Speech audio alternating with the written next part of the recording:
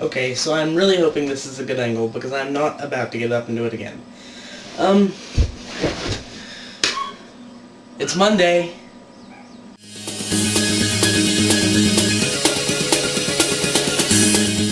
Okay, so I really like the idea about making the telling about the past week a standard thing.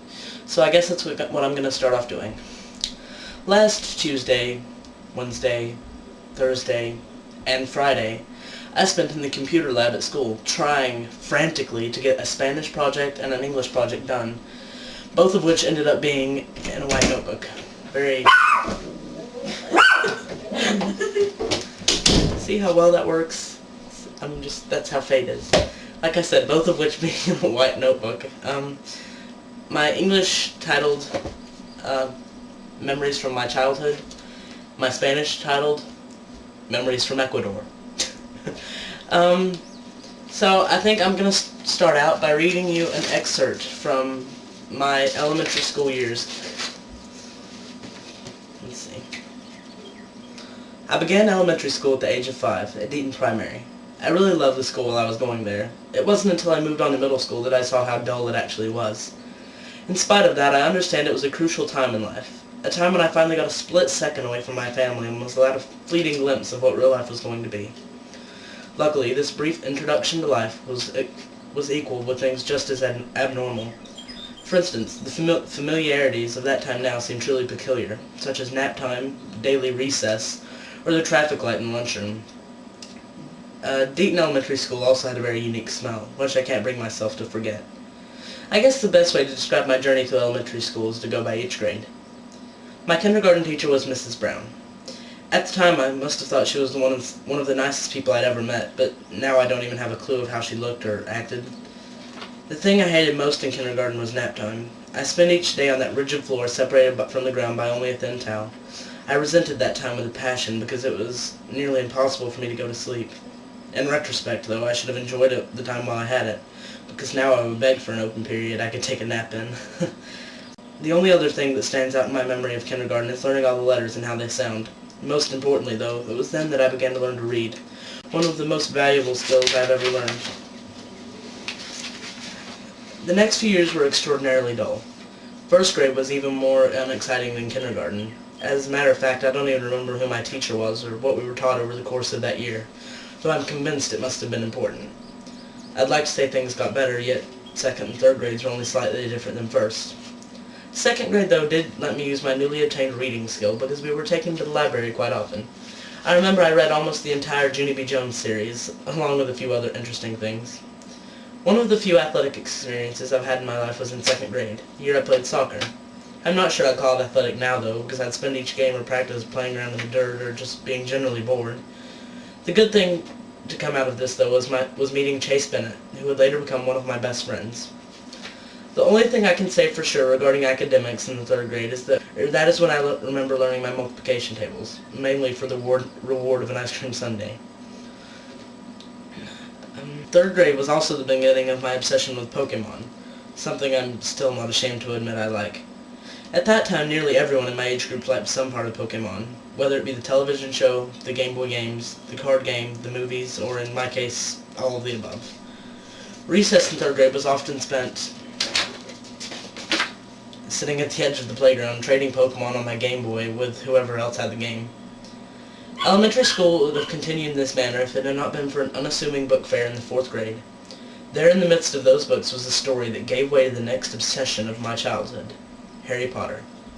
For the next 2 years I read the books fanatically, even reading some twice in anticipation of the fifth book, which was not yet released. There were a few times where I even came to school with a lightning bolt-shaped scar on my head or wearing Harry Potter glasses, and occasionally I even brought my fake wand. Fortunately, thanks to my mom's advice, I left my full Harry Potter costume at home. For the majority of my classmates, the fad reached its zenith in 5th grade, but my adoration for the wonderful work of J.K. Rowling would only grow stronger. Now looking back, those books may just be the reason I love reading so much now. In this case, the fad helped pave the way into my most dreaded middle school years. That was nice timing. But that was an excerpt from my elementary school years, and I thought it kind of covered pretty much what I'm going to cover in this video: Pokemon and Harry Potter. First of all, Pokemon. Over the past week, I've kind of fallen into the late YouTube trend of restarting a Pokemon game. I've actually been using an emulator to do it. I'm not sure if you were ever a Pokemon fan. So, did you ever play Pokemon? And if so, how fanatically did you play? Because I'm pretty bad. Yeah, I started playing Pokemon again here recently, and I've actually nicknamed all of my Pokemon. I have, so far, my main team consists of Alan, Charlie, Alex, Todd, Johnny, and Abby. But then I have also 3 Pokemon saved in my box, which happen to be Hank, John, and Simon. So that's how my Pokemon thing's going. Harry Potter. I thought I'd love to mention Harry Potter because, as you can see from the excerpt, I used to be pretty darn fanatical over it. I mean, I was bad.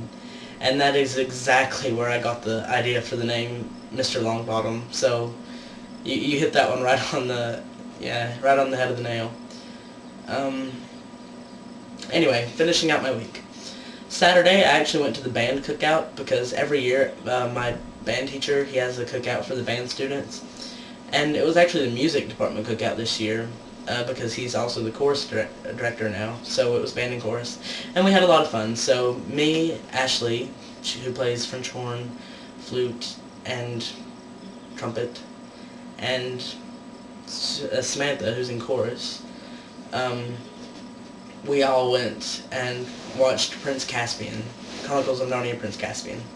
Now, I was never into the books, and I haven't even seen the first movie, but Prince Caspian, I would recommend watching it to anyone. It was really good. Especially the song at the end. I think it was called The Call by Regina Spektor. It was a really good song. I don't know why I felt like telling you that. But it's also the song on my MySpace right now, so I'll probably have a link in the sidebar. Sunday I went back to working on this dreaded project again, which I still didn't get done. I have my dedication page and chapters from all throughout my life, and it really, there was no way I could put as much as I really wanted to in there, but I get to present it tomorrow, and I'll probably, this is an idea I really like. I think I'm going to keep expanding on this, and I have a challenge for you instead of a question. I know you asked for a question. Maybe the Pokemon question will count. But I also have a challenge. I'd like for you to write a short memoir of your childhood. It doesn't have to be anything long or spectacular. Just about half a page about your childhood that you would like, anything at all that you'd like me to know, and just kind of read it out in your next video. That's your challenge. And now I'll go on to respond to the thing you said at the end of your video. Your physical appearance. You said that you thought you were ugly. Now, I think that's just a standard thing, because I personally think that I am very ugly. I mean, I won't even deny it. I'm fat, and I have an annoying voice, and my face isn't that pleasant to look at. But see, you, like, I don't think you're ugly at all. I mean, you're definitely not, like, the typical male model, but I don't think you're ugly.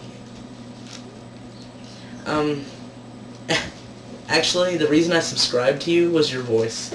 Because, I don't know, something just intrigued me about your voice. It made me want to hear more videos from you. So that's the reason I subscribed. Because if you actually go and look at all my other subscribers on YouTube, I have like 5 awesome guys, 5 awesome girls, Vlog Brothers, Vlog Ramen, Toddly00. I have all my subscriptions are high-profile YouTube users, and then you. So if that says anything about how I personally feel towards you, then, you know, that's the answer to that. But like I said, I don't think you're ugly at all. And I'm really, really, truly glad that you feel like you can trust me, because I feel like trust is one of the most important things in anything you do, whether it be a relationship, a friendship, or just a YouTube collab channel. My phone keeps beeping with a text message, and I'm actually planning on going bowling today with Ashley if she can come. So, yeah, I guess I'll see you Friday.